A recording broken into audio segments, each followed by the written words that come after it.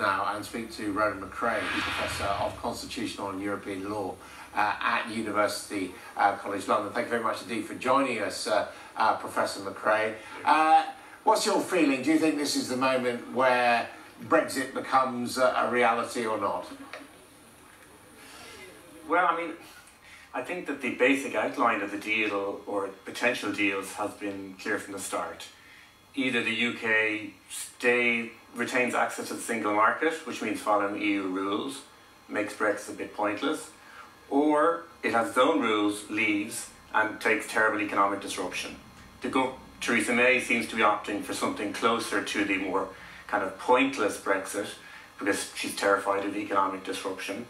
And that's a choice. The other choice is really to lose access, and that's economically catastrophic.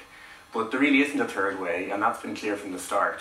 The EU is a system of common rules, and if you want to participate in the single market, you're going to have to follow those rules. I'm interested you describe what's on the table as a pointless Brexit, because there are those who will say, look, when we voted to leave, what we voted to do was to leave the political institutions, and that's what we are doing. Yeah, and that's a pointless Brexit. When you leave the political institutions, you lose your vote. So if you leave the political institutions but follow single market rules, all Brexit has done is vote to deprive the UK of its right to vote on the rules it follows. So that is pointless, but it's probably better than the economically catastrophic other option, which is losing access to the single market. The EU is quite a rigid institution. It can't give Britain a cherry-picked option where they get somehow to participate in the single market but have their own rules, because the single market is a package deal.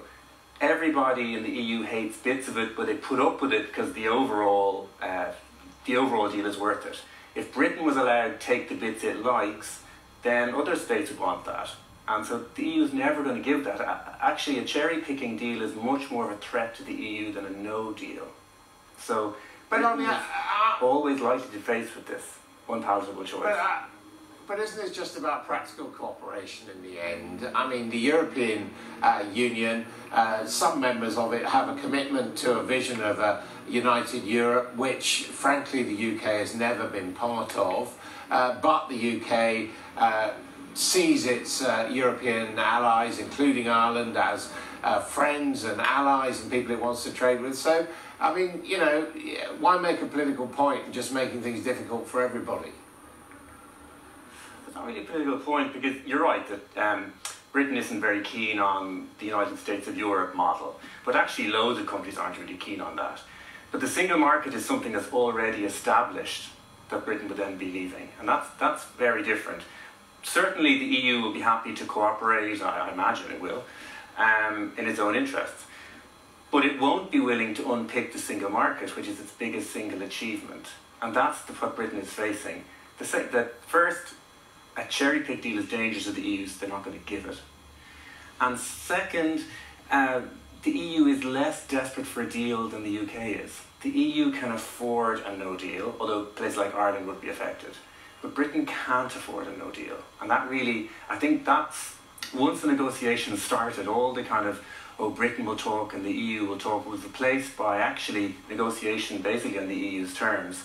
Not because the EU is bad, but because when something 6 times the size of someone else go into discussions, then the bigger party really gets their way. And that's the nature of negotiations. And Brexit was always going to be like that. Professor McRae, thank you very much indeed for joining me now.